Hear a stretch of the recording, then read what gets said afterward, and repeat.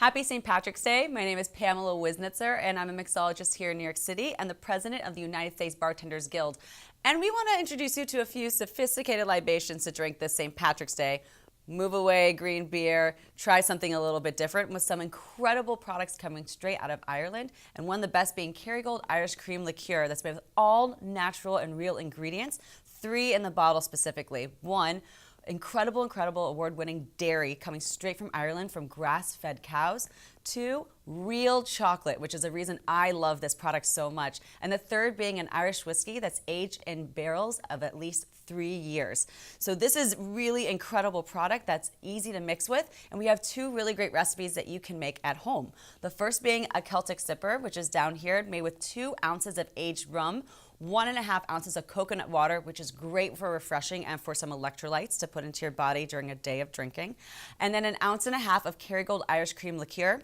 We're gonna shake that up and we're gonna top it with a little bit of toasted coconut on top, a really great snack to eat while you drink the cocktail. But sometimes we need a big kicker in the morning, right? A cocktail that's really gonna get your day started. So we've got Kerry's Morning, which is gonna be a play on the traditional Irish coffee. We're starting with a little bit of Demerara syrup, which is a brown sugar syrup, 0.25 ounces of that.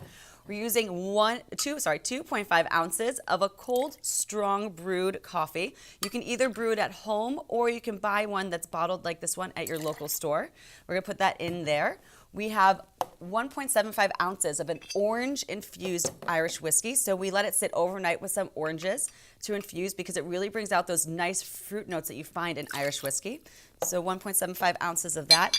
And then the real star of the show is going to be the Kerrygold Irish Cream Liqueur. We're using 1 ounce of that, which is going to add a nice light sweetness to the drink and also round out all the flavors that we already have in this shaker. We're going to ice up our glass,